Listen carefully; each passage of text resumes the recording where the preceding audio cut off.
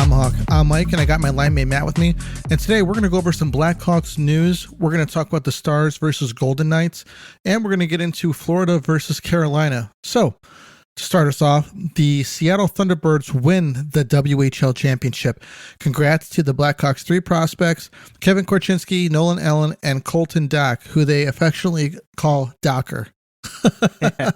I think it's funny. These kids, man, there was a video on YouTube from the Blackhawks kind of following them around, for like a day, seeing what, their everyday life is like and, stuff that they're doing. And it was pretty interesting, man. Korchinski seems to be a pretty cool kid. It seems to be, he's pretty laid back. I think Nolan Allen is somewhat of the jokester, and Colton Dach seems to be like the third amigo there. Really interesting, man. And I think that the Blackhawks made these moves so these three kids could play together, so that there could be some camaraderie building between the three of them. So when they get the opportunity to, try out for the team, essentially hit camp, the Hawks are going to be looking at them really closely, and these guys are going to be trying to pull each other through to make it onto the squad. So, Matt, what do you think about, Nolan Allen led the playoffs with a plus 22. A lot of people look at Korchinski, man, but and they kind of overlook Nolan Allen. He's got size. What do you think of the kid? I think we're getting another Seabrook here, dude. Mm-hmm. We're getting a heavy minutes guy, getting a good plus minus. He's not going to really light it up on the score sheet, but I mean, that's like I've said it before. You got your Duncan Keith and you got your Siebes coming up, and then you got Docker, which doesn't seem like his brother at all. He seems a little different, but yeah, he does. Can you imagine if Connor Bedard was traded to the Thunderbirds? Four Blackhawks top prospects on one team.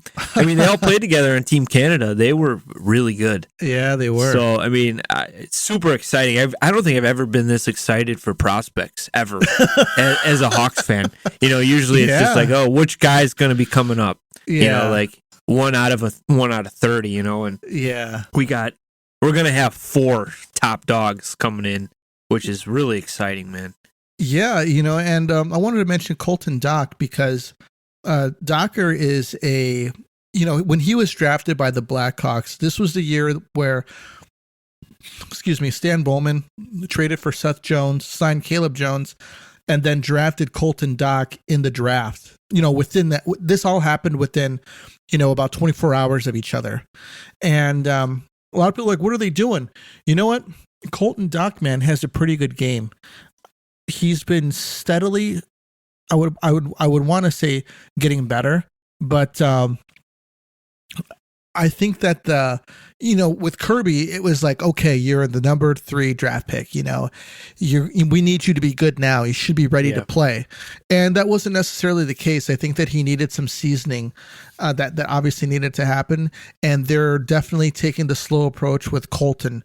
Colton definitely needs it because, off the bat, 2 more years. Yeah. Being drafted, he wasn't as good as Kirby, but because I always thought that Kirby was a really smooth skater for a kid his size, and Colton has actually gotten, I think he's grown a couple inches too. I think he's like 6'3" now. I'll look that up, but 14 points in 19 games. He was a +6. Really impressive, man.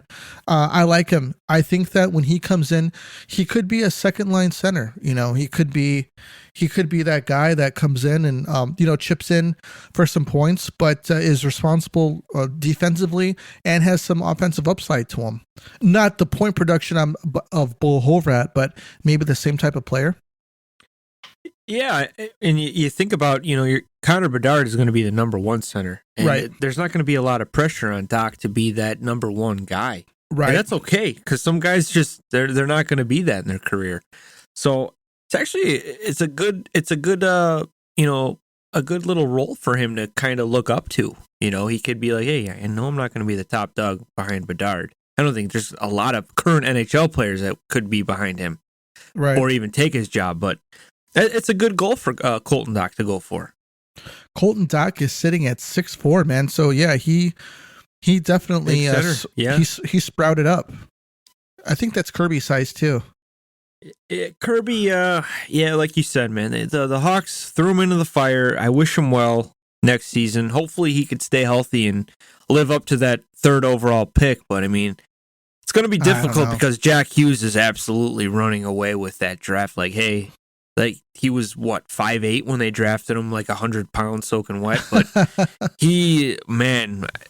know we were fucking douchebags to him, but he's really turned his rightfully so. I mean, really turned his game up, man. He had a great 60 season points this year. in like 2 or 3 seasons. Just great season for him. Yeah.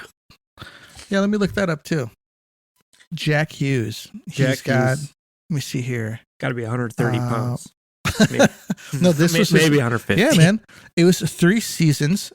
He had 56 points, 31 points, and 21 points. So, that's not the number 1 draft pick. Yeah. So, the number 1 draft pick wasn't really what you expect out of a number 1 draft pick, but he's definitely this year. He's definitely pulling it together, and he had some great experience in the playoffs. Oh yeah, he knocked out New York, man. Yeah, they knocked out the Stanley Cup favorites. We've been hearing it all year from New York, and Game 7, I think the Devils won like what 3 out of 4 the last games. They were just good, and he had a great season, 40 goals. He's got Timo Meier coming with him next year, another 40-goal guy. Yeah. So it's going to be a good, exciting team, man. They're probably going to knock the Rangers out a little bit, maybe send them down a little bit. These other teams are kind of stepping up. They are, and the Rangers are in a bit of flux right now, but we can get to that later. Kevin Korchinski had 14 points in 19 games. He was also a +9. He has a lot of offensive upside to him, but they say that his defensive game is underrated. I like him. Yeah, I at first, seeing DeBrincat go was tough, but getting that draft pick and they picked him, man, Davidson really did his homework. He did, and you got to give him credit because he had a great draft last year, and he's this year is looking like it's a slam dunk already that he's going to have an A+ draft just by his 1st overall pick. But now they got to start. I think the Hawks should go after the best available goaltender still. They need. I heard this from a scout on a radio show saying that you need to draft a good goalie every single year because you never know how long it's going to take with a goaltender. Sometimes they can take a jump. Sometimes it takes 5 years. Like Corey Crawford took a while. You did. Sometimes you got to have that good insurance policy, and that's probably the worst depth in our system is the goaltending. We need to build that up. So I hope Davidson will get an A+ from me if we get a good solid goalie in the 1st or 2nd round. I think he's got to take a chance on one. I want to tip my hat to the scouting department, man. For what they did with last year's draft with Korchinski and Frank Nazar. I thought that was huge. Do you think Bowman, had an ego when he kind of had an idea like, hey, I'm picking the guys I want. I don't really. It seems because he's had a rough go, man, with drafts. I think one player. I think Reichel is so far his. Well, I guess you can say Nolan Allen too, but before that, man, nobody. Teuvo Teravainen gave up on him. They're either busts or they traded him. So I think Bowman might have had a little ego with the scouting department. I think Davidson and the staff now have really, really done their homework. And so you're saying that Bowman wanted to do his own thing. He didn't care what the scouting department thought? It kind of seems that way, dude, because how do you miss on Bowen Byram? Yeah. I mean, nothing against Doc. Keandre Miller. For me, it's Byram. How do you miss that? I mean DeAndre Miller as well. Yeah, for sure. But I just don't. When you are losing your Keith and Seabrook, you got to replace him. You need a guy, and I think Byram would have made the jump right away. That's how good he was. I mean, he's a Stanley Cup champion already. He's a really good young player. I just don't know how he missed that one. That Doc was as a highly touted prospect. I get that, but we still had we had some pretty decent offensive depth, and they ended up putting him on the 4th line that year. I mean, it's not like he was playing top line minutes. We Right. needed a defenseman at the time. I think Bowman just had an ego and, wanted the guy he wanted, and I don't think he really listened to anybody. I mean, most of any fan could tell you our defense is terrible. We need to build our blue line up, and it seems like Davidson is doing the blue line work. I'm looking this draft up that I saw the other day. It might be the 2021 draft. Let me see. That might have been the Lafreniere one, right? The one that you were just talking about was Lafreniere. No. Well, if that's the one, that's Jack Hughes. And then number 2 was Capo Caco, Kirby Doc, and then Bo Byram. Went 4. Yeah, Lafreniere was the 2020 draft, and the Hawks drafted Lucas Reichel that year. So they got it right that year. I do like that so far. I hope they do not quit on him, but I mean, who knows at this point? We're, like I said to you before we started talking, there's rumors that Reichel might be packaged in a deal with Edmonton, and I would be so upset about that. Oh my gosh! I know Edmonton they need some cap space and they want to move some players. That's the rumor. But if Reichel's included in that, I'm going to be so upset by the way they treated him this year. Then we don't want to rush him and stuff. Well, if anything, if you're going to trade the guy, you got to showcase the guy. Number 1, but if you're going to keep him, you got to protect him like you've been doing. But if they end up trading him after all this process, they've been kind of mind screwing with him. I would be so pissed. Man, I'm trying to find this freaking draft. Yeah, the Blackhawks took. Okay, so here's the Jack Hughes draft was 2019, and they took Capo Caco. The Rangers did at number 2. So we didn't have him. But we had an option to get. We drafted Kirby Doc. We had an opportunity to draft Bo Byram, but we also had an opportunity to draft Mo Seider. Mo Seider too, yeah. He went number 6. And Mo was projected to go like in the 20s. Yeah, he was. Stevie Y goes, no, that ain't right. Yeah, and he was right 100%. Oh, God, yeah. Yeah, so he missed out on... That's a Bowman blunder. Yeah, a Bowman blunder. Bo Byram, Mo Seider. I guess you could say Zegras. Spencer Knight. Dale Talon, Florida Panthers, right? Yep. Dale. Pretty sure. Cole Caulfield. God, that stings, man. He's a stud, too. He's a stud. Let's see here. Yeah, man. That was in the first round of... How do you get that wrong? Draft. Yeah. That many years in a row, you screw up. Bo Byram, Mo Seider, Trevor Zegras, and Spencer Knight. These are 4, and Cole Caulfield 5. Cole Caulfield's isn't he might be the best of? He might he's a top dog there though, and I think since the coaching change. Oh wait, or is it Nick Suzuki's? Suzuki's the captain, but Cole Caulfield is like another Alex DeBrincat. Yeah, little guy, great one timer. Sure, I had them mixed up. That's my bad. He might be the best offensive guy in that draft, but he did get hurt. Jack Hughes, I guess you could say Jack. I had to go back, it would probably be, I'd still go Hughes, and I'd probably go Cole Caulfield, Mo Seider, Byram still at 4. Yeah. And then Zegras. I guess Zegras if you like Michigans and shit. Well, he also brings like that star power in a way. Do you know what I mean?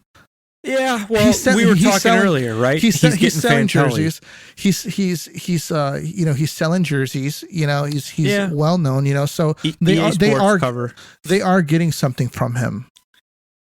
Yeah, whether it's not Stanley Cups, but still. Can you imagine him in a better market though, like a better city, like Detroit?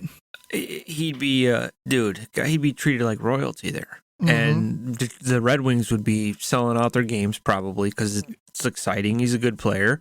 But Anaheim, I mean, come on, you're only getting their diehard fans. You're not going to sell that building out. You're not getting bandwagon guys coming in like you probably would in a bigger city. Like, oh, I want to see this kid. This kid's flipping the puck up and scoring a lacrosse goal. He's lacrosse passing too. So, I mean... It sucks for him, but it's cool that he's getting on the EA Sports games. I think he was on the cover, and He's a dangler. I mean, that's what the kids like. They love all the moves and stuff. I feel like we're getting away from the physicality part of the game, and they're they practice all that stuff more than the hitting part of it, and that's why we're not seeing that much hitting anymore because Sure. it's all skill now, which it's kind of sad because in the playoffs, it almost seems like that skill kind of goes away because these tough defensemen are out there like Gudis trying to take your head off in the playoffs. Right. So before we go any further, I just wanted to know, between our 4 prospects, other than Connor Bedard, well, we don't have Connor Bedard yet. I want to get this kid, traded in so that we can, finally he can officially be a Blackhawk. Yeah. Do you think that, a lot of people, they want him to pull a Lindros, and I heard that. Yeah. What do you think? Do you think that that's even a possibility? Do you think that, or do you think that Davidson is like, you know what? I'm going to take a trip out to see this kid, and I'm going to talk to his parents, and I'm going to say, hey, look, I know that there were some things that happened with this organization beforehand, and I want to let you know that that is no longer going on. There's only transparency going on here, and if there's anything that I can do to reassure you that we have turned this organization around, I'm willing to do that. Do you think that there's like some kind of communication going? Because I would assume that Davidson is doing anything to make Bedard and his parents comfortable.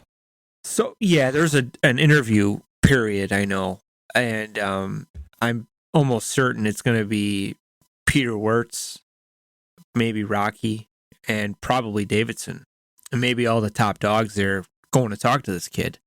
And I'm sure Luke Richardson will be there too, as a coach. And they might leave Rocky at home. They should. They should. But you know what? His buddies are on this team. He just won the World Junior Tournament with Korchinski and Allen and Doc. So there's familiarity. So, it's got to be easier for him, quite honestly. It's like, hey, I know these dudes. Korchinski's a stud. And, I know Allen from the World Juniors, and I played against him in the WHL, and I'm going to be more comfortable going in with these guys. I know these guys. I went to war with these guys. So I don't think he's going to pull a Lindros. I mean, if he pulls a Lindros, then what? He's going to go play with Zegras? Like, what fun is that? Well, the Blackhawks would need to trade the number 1 pick. That's what they would have to do. And they would get a fucking haul for it, too. Well, yeah, but you'd hope the Hawks wouldn't say, okay, we'll draft Fantelli. They'd be crazy to do it. But if he does pull a Lindros, I mean, I would be very disappointed just because I think the media likes to, put false narratives in, people's heads and stuff. Like, come on. This is a brand new team. This is a new, clean slated team. Yeah. Yes, we cannot control who the owners of the team are. We can't. We're not billionaires. We can't say, okay, sell the team to this guy. You don't have the right to do that.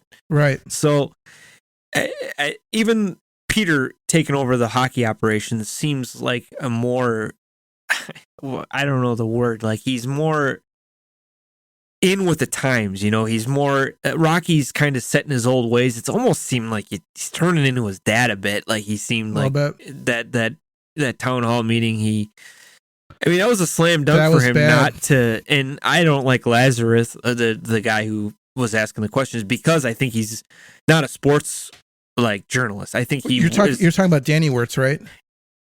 Right now I'm talking about Rocky. Oh, okay. Danny, I like. Yeah, I'm talking. Rocky is more of an old school guy, set in his ways, and he's not going to change for anybody. Kind of like how his dad was. Right. And I know that Lazarus guy from the Atlantic shouldn't be a sports journalist because he's pretty much a politic guy. He's always trying to bring in, all that conversation. It's like 670 The Score. Those guys don't talk about sports. They talk about politics and pop culture. And you look at the guys, it's like, you guys couldn't even hold up a hockey stick. That's how weak you look. But I don't like, I think he had an agenda too, Lazarus. He wanted to, get Rocky to, kind of stir him up a little bit, and he got what he wanted, and he created another story. Rocky was wrong still, but I think he was tempted by this guy, but all he had to say was, no, we're a new team. At that time, though, he didn't ask anything that was inappropriate, and most importantly, he didn't ask it in an inappropriate manner, which is why I was really surprised because, you could tell he disliked him. Yeah, you could. He was like, you know what, dude, I know what you're doing, like that type of thing. He was trying to, but the question that came across, man, like, I was kind of like, I couldn't believe that. I couldn't believe that wasn't like a slam dunk question for him. It was like, and even if you hate the guy, just be like, you know what? Yeah, we're a new look team here. We're cleaning up. We want to be better, and we're gonna be better. And he could have left it at that. Next question, and it's frustrating to deal with the media all the time. And I see them. Most of the Hawks guys are pretty decent. There's a lot of them that I don't know why they don't work at CNN, because it's all they seem to care about at times is the political side of everything, which just sucks, Just shut up. Let's talk about sports, But I think that's what got Rocky. He's older too, man. He's getting up there. He is. And he's just, leave me alone about this. I'm done, like I'm sick of it. But you know what? It was a bad situation. You have to address it. You're at the top, so you got to act like it. Danny was like, I can't believe this is happening. Yeah, he's like, shoot, and he had to damage control for a while. And yeah, he did. And you know what? They haven't shown, Rocky has not been, he has not been out. I haven't seen him. Yeah, usually he's at the games and usually he's doing that. And then they probably had a talking to him like, hey, look, you cannot be seen around this team anymore because you're like kryptonite right now. Yeah. And they were, and to their credit, Danny Wirtz and Jamie Faulkner, Danny, the chief executive officer now, and Jamie Faulkner, president of business operations, have been working really hard, man, to to kind of mold this team into a more modern type of front office and change the business operations from how they were, because everything was under John McDonough as the president at one point. And I think it was really smart that they broke it up into two roles, a chief executive officer and a president of business operations. And, and it makes a lot of sense. They had done a lot, they had done a lot of work, a lot of good. And Rocky came in, man, and to be honest with you, he just threw a fucking grenade into it, man. And he had to. Yeah, it was really disappointing. But Danny has been working really hard, man. And to be honest with you, I stand behind this guy. He's been doing a great job. And you know what sucks though, man? It's like to say you don't deserve the first round pick when it was a lottery, and the Hawks ball came up, and we don't deserve it because of something that happened, in 2010, and that's not fair. It has nothing to do with that. The Hawks did everything in their power to try to clean this up, Yeah. And the on ice play last year, we weren't good. No, and when you're bad, 4 years. you get a high draft pick, and it has nothing to do with happening. And these people, man, they're insane. They're going after. They're bringing up Kyle Beach again. Like, oh, Kyle. The Hawks don't deserve Connor Bedard. Why not? I mean, especially the fans. They're real tough to the fans. I hate seeing that online because the fans have nothing to do with we don't know what's going on behind closed doors, and they didn't tell us. We know our roster, and sometimes we know how much they get paid. That's what we get excited about. Yeah. And they're going after us like, oh, it was our fault, and you guys agree, or you're not against the, whatever happened. And it's like, come on, dude, this is ridiculous. Well, the truth of the matter is that, what a lot of people are upset about happened, and it happened, but everyone who was there, they're gone now. Every single one now. Every single one of them. The last of them. Yeah. No. I don't mean the players. I mean like the front office, the people who are responsible for covering covering this up. And they're all gone. And but those two guys are a part of that team, and for some reason, people cannot get over that. Like they think Kane and Taves were almost the same age as this guy. Like, yeah, I mean, they think that they. I mean, yeah, Taves had the C, but he's not the freaking chief executive officer. You know, he's not the Taves president. is not signing the checks. And as a matter of fact, this issue was brought to the people that could do something about this, and those people decided to try to sweep it under the rug, and those people have been fired and dealt with, and they were settled with Kyle Beach with a monetary value that Kyle Beach thought was appropriate. They signed it. He signed a non-disclosure agreement, and that's the end of it, dude. I mean, he got his money. If he didn't get any money, and you know, they were fighting this, would be a different story, but that's not true. You know, you know, he sued him, they paid him, and that's the end of it. For sure. And you know what? Like they said they ruined his career, and you know what? I know it's got to be real tough on him, but Kyle Beach wasn't really lighting it up, and I know he was bouncing around. I think he went to the Wolves too. It's just, to say like the Hawks ruined his career, it's like, no, you know what? It just wasn't working out in Chicago. I don't think it had anything to do with that situation. His play wasn't that good. And they tried again in Florida, New York. I think he was with the Rangers for a while. It didn't work out there either. Yeah. So I just don't think it's fair to like just say, oh yeah, they ruined his life. Yeah, it was a big thing that happened, but I think players, and like I've said about a year ago now, I said, hey, when I was a coach, you went to a class about how to act with your players, especially the first rule is you're never supposed to be in a room alone with a player, ever. And really? Yes, this is USA Hockey. And if there's a girl on your team, she needs to get her own locker room. You need to knock on the door and tell her, hey, we're gonna have our team, you know, pregame talk. And can you come out now? We're gonna meet. She would end up going in with the boys, and you'd have to say, hey, everybody, get dressed, jerseys covered up. We're bringing in so and so. She's a different sex, and dude, USA Hockey does it right, and I'm just so surprised that the NHL level can't do it right. I mean, it's just common sense. You never ever go into a room alone with a did similar player. Stuff with that's just regular business too. You don't want to be in a room. Right. You know, anything could happen. And I mean, that's just something that I was so surprised about, with especially on the business side of it. Like, come on, dude, what are you doing? Right. So I'm glad everything is, you know, we turned the page. We're learning from it, and we're going to get better. And we got people in there now that, you know, seem to care. And getting back to the main point, man, I hope Bedard doesn't pull a Lindros. It would be heartbreaking for a lot of fans, but I know a lot of fans that hate us would be doing backflips and, what do you say, the virtual signaling, and they'd be all happy with themselves and bash us and be hypocritical. As if that changes something. You know, God, as and if they're that so does hypocritical. something, Yeah. You know? But so, I think, like you said, I think if Davidson, Luke Richardson, Danny Wirtz, and Jamie Faulkner, I believe, meet him in the interviews, and, you know, even, hey, we want to sit with your parents too, I think that would be the right thing to do, of course. Gretzky said it, like, hey, if my kid's getting drafted and he's 17 years old, I want my kid to feel safe there. Or and even absolutely. Like, hey, he's right. We want to bring you down to Chicago. We'll fly you in. We got you a hotel.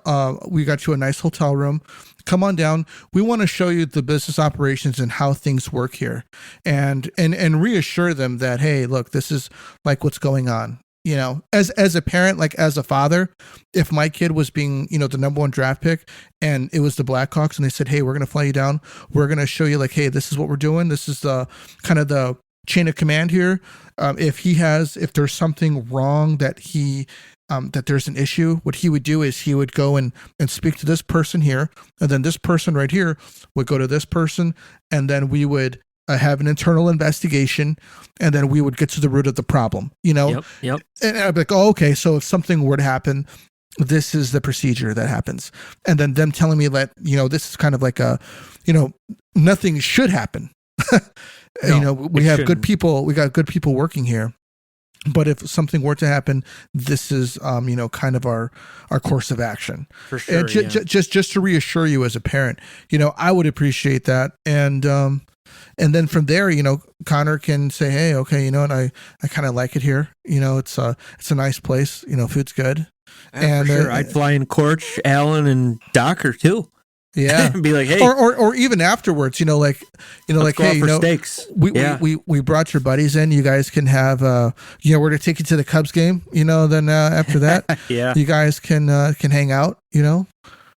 Football's starting in a couple weeks. Maybe we can have you go out there and meet some of the Bears. you know what Justin I mean? Fields, all those guys. Yeah, you could be a part of this rich history that Chicago has. Chicago has a really rich sports history, man. Sure. Even though that, we haven't a lot of, other than the Blackhawks, haven't had championships in a while, but people show up for their athletes here, and it is we are behind the teams that we go for. I know I'm not a football guy, but I know there's a lot of Bears nuts. It's still probably the Bears city. Yeah. And I hate to say it because I'm a huge hockey guy, and I think the 3 Stanley Cups get overlooked. But if the Bears won the Super Bowl, it would be the end of the city. This whole city would be shut down. I will tell you what, man. There's a lot of people that get behind the Hawks, man. Oh yeah, Cubs. Honestly, it's probably the only thing that Cubs fans and Sox fans can agree on is going to a hockey game and rooting on the Blackhawks and joining teams and fighting the freaking Blues fans in the stands. Do you know what I mean? Yeah. If there's anything that kind of the Blackhawks kind of unite the city in a way. And I just think that it's time for us to kind of move forward with the organization. And I think Connor Bedard and more importantly, Kyle Davidson is kind of ushering in this change that I think the organization deeply needs. But before I go any further, I got to let everybody know, light the lamp during the hockey playoffs with DraftKings Sportsbook. Right now, new customers can make a $5 bet and score $150 in bonus bets instantly. Now, Monday, Florida's playing Carolina. Florida is up 2-0. Matthew Tkachuk has scored both overtime winning goals. Florida is a plus 100 in the game, and Florida is a minus 120. And I want to let you guys know, these past 2 games that Florida won, they were the plus. Now that they're 2 games up, it is switched. They are favored now at a minus 120. So put in your bets, use code THPN, and you get those bonus bets. Okay, so download the DraftKings Sportsbook app now and sign up with the code THPN. New customers can make a $5 hockey playoff bet and score $150 in bonus bets instantly. That's code THPN only at DraftKings Sportsbook. Do you have a gambling problem? Call 1-800-GAMBLER. In Massachusetts, call 1-800-327-5050 or visit HELPLIMEMA.org. In New York, call 1-877-8-HOPE-NY or text HOPE-NY 467-369. In Kansas, call 1-800-522-4700. On behalf of Boot Hill Casino and Resorts, Kansas, 21 and older in most eligible states, but age varies by jurisdiction. Eligibility restrictions apply. See show notes for other details. See DraftKings.com/sportsbook for details and state-specific responsible gaming resources. Now, Matt, Stars versus Golden Knights, man.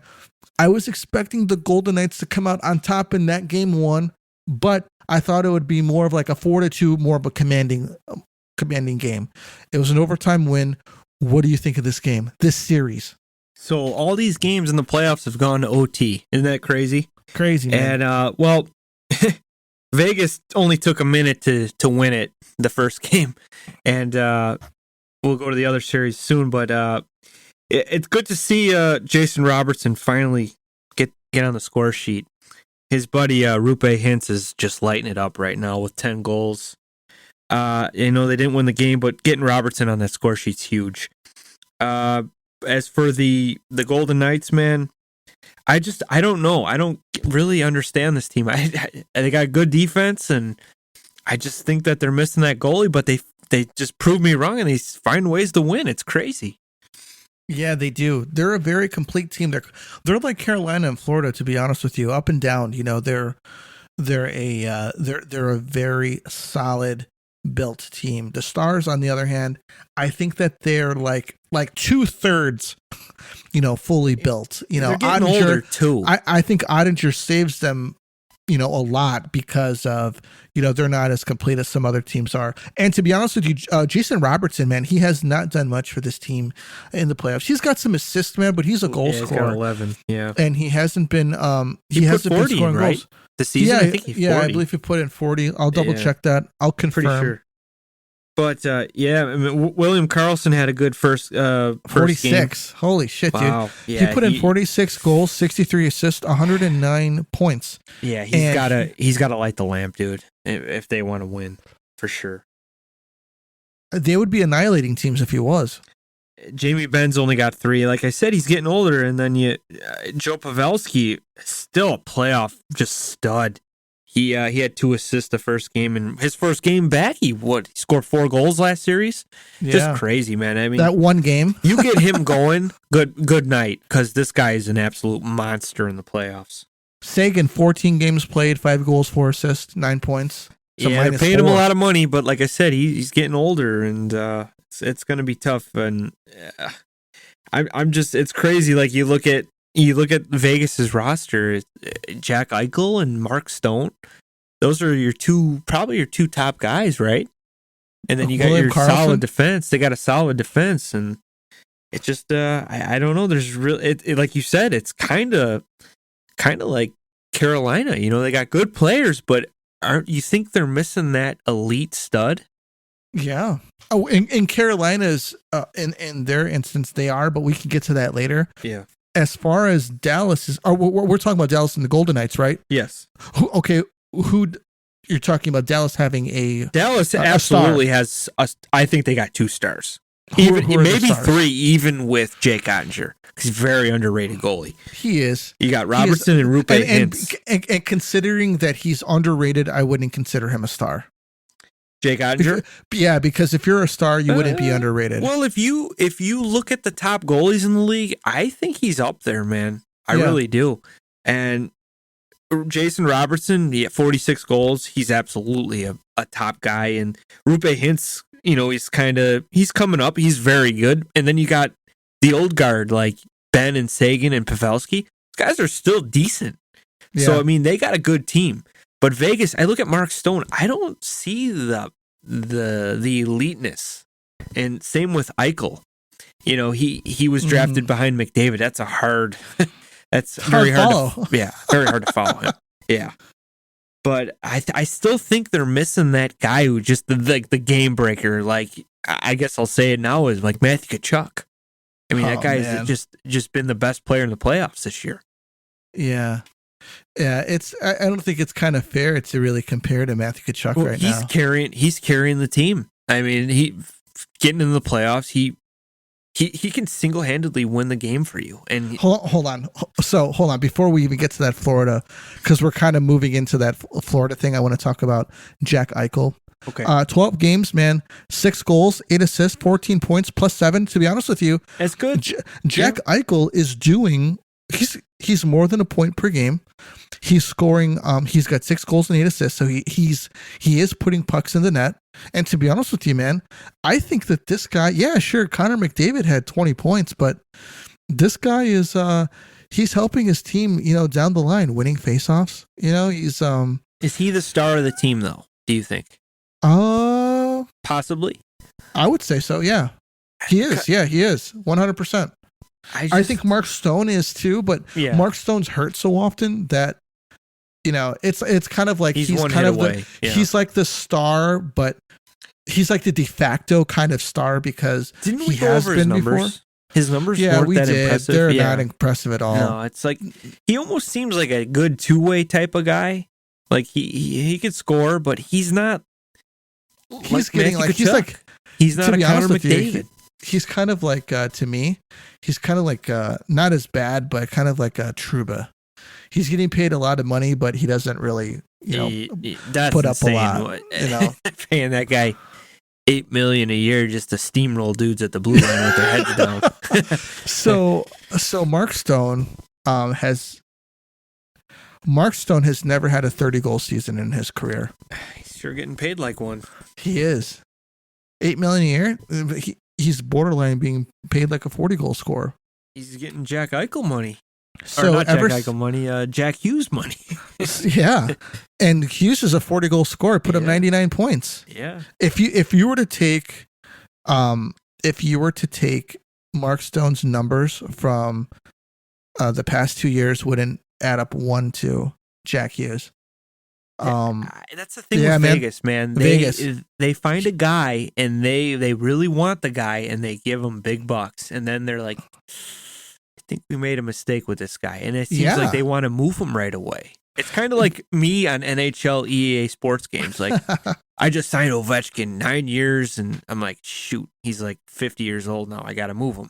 It's kind of like what's going on there, and it's kind of I don't like the way that they do business. Honestly, if I'm like a free agent and I'm looking at that, like, hey, okay, what if I don't score 40? Are they going to want to try to move me with my 7-year contract or something? Like, it just doesn't make sense. You know, I just bought a house. So I just bought a house here. Mark Stone, 2019 traded to Vegas. I'm sorry, 2018-2019 traded to Vegas. He was with Ottawa. He played 59 games in Ottawa that year, and then played 18 games in Vegas. It was a bad team too, a very bad Ottawa team. So a lot of those guys looked better. You know, right? The top studs looked good there, and Stone was one of them. I think Matthew Shane was on that team, and so it's like 77 games.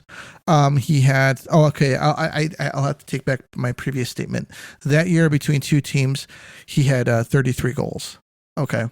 So the next season, 2019-2020, 65 games, 21 goals, 42 assists. Yeah, but dude, they brought him over and they signed him right away. Yeah. Like, they didn't even give him a trial run. Like, hey, let's see what you got. You had a good season. He instantly got paid. He did. Next season, 2020-2021, 55 games, 21 goals, 40 assists, 61 points. That's more than a point per game. 2021-2022, 37 games, 9 goals, 21 assists, 30 points. 2022, this year, 43 games, 17 goals, 21 points, 21 assists, 38 points. So, is that Mark Stone's numbers or Marty Havlat? Because that's how Marty Havlat was, man. He played 30 games and have 40 points, you know? Yeah. And he was such a good player, but it's the health, man. And it's going to hurt him in the long run. When they need him to play, he's going to be out. And I think that's the big reason why they brought in Jack. Yeah. You know what? I think Vegas gave a lot for him. Because I like Alex Tuck. Yeah, man, I do too. That other guy that they got, is it Stevenson or no, it's Cribbs or something. Peyton Cribbs, I think it was. And a first rounder. And dude, Buffalo was right there. They were right there, almost there making it. Yeah. And they're going to be good, man. Tage Thompson, 40-goal guy. Alex Tuck's a gamer. He puts up good numbers. Yeah, he's a good, very good player. And hey, like we said, you had Kaner in there. You're getting that star power. You're getting a guy who knows how to pass, playing with a natural sniper like Thompson. Buffalo's right there. So I think it was a good trade for both teams, but I think in the long run, dude, Buffalo's going to win that trade. I like Kaner playing with a natural sniper like Connor Bedard. That would be great, but I heard that they're moving on, man. I don't know if you heard it. I heard that they're turning the page on Kane and Taves. Yeah, I'm sure. Which I bet you Kane, it was in his mind when he saw that ball with the Hawk logo on it. Like, Connor Bedard. Wow. It's exciting. Maybe I should call Davidson. You never know, man. It could still happen. He might get a call. You know, it's like, you're not cap strapped. I'll take $7 million, you know, get my hip fixed. Give me 3 years. Give me 3 years to play with this kid, and I'll show him everything he needs to know. Stuff like that in Chicago. I think I'll show him how to be. I'll turn him into a fucking champion for you. Do you know what else I heard? I heard that there's a thing going on Twitter right now. Hawks fans are kind of starting it. Should we bring in Milan Lucic to protect Connor Bedard? Why not? And I'm like, you know what? You got the cap space. I think I'd buy that jersey. I was a big fan of him in Boston. When he left I Boston, wasn't. I did not really like I've him. never been. I remember when he got his $6 million deal, and he went to what was it, Edmonton, and I was like, Connor, yeah, and I was like, no, man. It's almost like you kind of got to learn from that, though. Like, hey, you paid this guy a lot of money, and they thought he still had some offensive touch and stuff, but he clearly didn't. But dude, no one messed with McDavid. No, no. Like it's almost not like a Ryan Reeves type of guy. He's durable too, man. I think Lucic is tougher than Ryan Reeves. And I like Ryan Reeves. He's I'll tell you what, that's great. That's a bold statement, man. He's good for the game. And I just like if I'm carrying the puck down a wing and I see Ryan Reeves coming at me, I'm all right, it's probably gonna hurt. Yeah, but I'll be fine. I'm not gonna.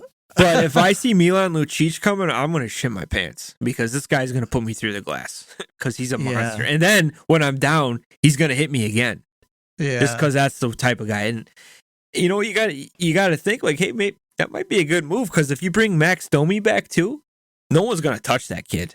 Max Domi doesn't care. Even if he's 5'8" or whatever the hell he is, Max he'll go Domi's after crazy. you. He's crazy enough to fight Lucic. I think so. And I watched Max Domi take down Ryan Kessler one year when he was with the Coyotes. And he took him down and he almost knocked him out. And he's like a Wolverine. Kevin Biesca was his teammate with Ryan Kessler's teammate. And he was just looking at him like, did you see the guy's name on the back? He's a Domi, dude. What are you doing? You know, like, so I don't know, He man. told him that? Well, it was kind of like, hey, dude, this kid's tough. You know? Yeah. But I would like it, man, if you brought Max Domi back and Milan Lucic, and Connor Bedard is going to be safe. Yeah. And then, hey, call the Hansen brothers, Dave Hansen, our buddy. Might as well bring in Reeves, dude, and call them the Bang Bros, you know? The bangers. The bangers, man. You know? And on the power play, put Bedard at center. Yeah, man. Cheech and Reeves on the wing. Yeah, dude. Go ahead, touch him. I dare you. I dare you. Yeah. He'll turn those guys into 25-goal scorers, man. Those poor penalty killers will be like, oh, you know what? You take as much space as you want, kid. Take as much space as you want. Whatever you need, Connor. Yeah. Oh, you here. Oh, look, my stick just broke. I'll throw it away. Oh, shit. Yeah. You know what? I'll just go ahead. Oh, he sniped it by me again. Fuck me. All right. So we got the Canes versus Panthers. Matt. Oh, baby. These are two evenly matched teams, but I think Florida might have that game breaker that you were talking about earlier. Tkachuk cheese. Matthew Tkachuk. Your boy. Yeah. Dude, has this kid not been a game changer for these guys? I mean, his attitude, we were talking earlier, like he doesn't give a shit about winning a cup. He just wants to go down to Florida, make his money, go golf and have fun with his friends. And that's completely opposite, man. Yep. These guys are, Tkachuk is you can actually go ahead and say the heart and soul of this team. I'm going to look up Barkov's numbers really quick. He scored tonight. Barkov had a really nice goal tonight. I'm not sure how many he has, but the first game, man, 4 OTs. Tkachuk comes out with the win. Very nice goal. Good forechecking by the Panthers on that one. And you know what? He did the move, the exact move I would have done. He like celebrated with his friends for a second. Then he was like, let's get the fuck out of here. Get on the bus. That's what he said today, too. Yeah, he did. He got the game-winning goal. He went to the door, pointed to the door, and he said, bus in 10. That's what he said. But oh man, yeah, he's absolutely carrying the team, man. He's took them on their back and he's going. And man, he is one of I think 3 or 4 players to get 3 overtime goals in a playoff. Wow, and, dude, it's so impressive. And you know what? I kind of still thought like, yeah, he's going to Florida to get more money, obviously, and the weather's better. But I think when you're this close and you just knocked out the best team in history, like you're motivated. Like, hey, we can do this, guys. Yeah, and he's absolutely playing like it, man. And I give credit to Bobrovsky, the Bob. This guy kept the team alive. I think it was 12 or 16-1 in shots or something. He stopped all of them. So he's definitely been a stud in net for these guys. And they got some good goaltending depth too. And he's playing like the Columbus days, man. The winning the Vezinas with Tortorella. And I like you said, I think Florida's got that game breaker in Tkachuk that can really just steal a game himself, and that's probably why they're going to win the series. Tkachuk was born December 11th, 1997. That was my sophomore year in high school. Oh my goodness. 1997. Really? Yeah, 97, 98. 97, 98 was my sophomore year in high school. 6th grade for me, man. I was still a little one. I was figuring it out. I remember looking at the seniors, and I was like, man, these chicks are women. I was too busy crying about how bad the Hawks were. Oh my gosh. And probably dude. pissed off that my sister broke my Power Rangers toys or something, or whatever the hell it was I was into at the time. I'd be pissed off too. Yeah, I had the flip head Power Rangers. Those were big in the day, dude. So do you think Matthew Tkachuk is a bona fide superstar in the NHL? Yes. And I think he's an old school guy that guys like me and you can appreciate the physicality and the fighting part of hockey. He can do it. And he could score highlight reel goals. He could score big goals, and he's absolutely a top 3 guy in the league. 20 penalty minutes. Oh yeah. It makes you wonder if that he needs to have this edge in order for him to be successful. Like say for instance, they told him he couldn't play like that. I wonder if his production would go down. Well, dude, look at last year. He was playing like this in the first round, and they won. And then he got away from it. Yeah. And he was a ghost. And I remember me and you were talking. We're like, hey, what happened to Matthew Tkachuk? The agitator's gone. And they lost. The Flames lost. And you can't take it away from him. That's his game. He's never going to get, what do you what the Art Ross, the most points in the season? You mean the Lady Bing? He'll never get that either.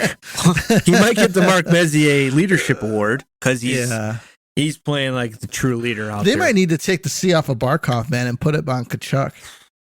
I like Barkov. I do too. I think Barkov's missing his buddy Huberdeau. I think those two really meshed well together. But hey, that move paid off for them. They're the farthest they've ever been. Big time. The farthest that they've ever been, and they're still going forward, And they're up 2-0. Yeah. They're up 2-0 on a very tough Carolina team that's built from the top down, solid. They're very well coached. I think that they're a bit of a boring team, but they deserve to win tonight too, dude. They outplayed the Panthers, and I don't think that they have they don't have the superstar that you were talking about, but I think that they do they're they're a very hard team to play against. Are you talking about Brett Burns? I am. I think that was a great move they made. He's absolutely playing big minutes. He was all over tonight too. He makes good outlet passes. It always seems like the Canes, every time I watch them, they get so many odd man rushes. Like they just are so good at spreading out the defense and the forwards. They find open lanes and they take off. They're always moving forward. They're not like the 2010 Hawks where if they didn't like something, they would turn around and reset it like their forecheck. It's always forward, and pressing and pressure. And that's Brendamore's game, man. And they're so good at it. And they absolutely deserve to win this game tonight. And Bobrovsky stole the show. And, if I'm Brendamore, I'm happy with that game.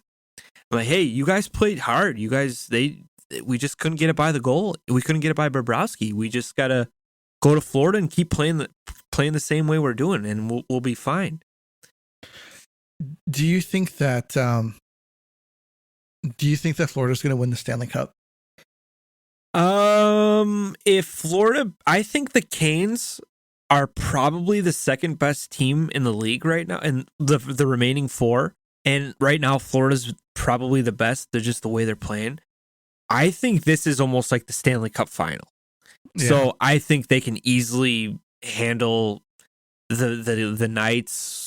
Dallas, I like Dallas. I think they're a good team, but I think they're still young, and they've been in Game 7s every series too. They got to be hurting a little bit.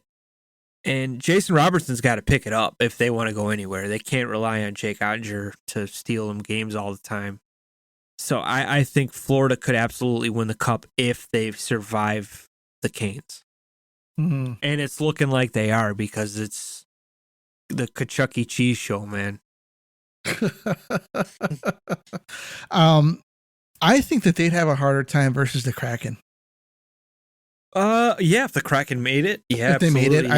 I think the Kraken could have been a tougher team for them to play They're against. young, they don't know better, and they got nothing to lose, and that's very dangerous. So you got 14 guys scoring goals. Yeah, you know, a lot of depth. Yep, that's dangerous. I don't know, something about Vegas. I like I said, I don't like the goaltending, and I know they got Quick on the bench. I just I'm not sold on it. I think a good defense, good 4 defensemen, but I still think they're missing that game breaker too. And I guess you could say Eichel's close, but I don't know. You don't hear too much about him. He's very quiet, 14 points, or 16 points, whatever it is. But right now it's just Tkachuk. Like I said, this guy is absolutely just the number 1 headline in hockey right now, and it's awesome for the game, I think. Yeah, I think it is too. I love when an American kid just dominates. I think he wins the Conn Smythe, man. If they win, it's an absolutely no-brainer. If he, you know what, you can make a very good discussion for him and Bob. Yeah, because I don't think that they would be where they are without either of them. No, but I think just Tkachuk, though, he's just been so damn good every series. Right. And you have to give it to him. And he's one of 3 players to get 3 overtime goals. He's not even in the final yet, That's how crazy it's been. He's just so clutch, Well, cool, man. We're going to have to see how this pans out by, who knows, by this time next week, we will probably know. So everyone, thank you for listening. Do us a favor. If you have not, give us a follow, hit the follow button on your podcast app, whichever podcast app that you use. And do us a favor. If you are into Liquid IV, use our code Chicago Tomahawk, get 15% off. So do us a favor, hit that subscribe button. See you on the next one. This is the Tomahawk, and we're out of here.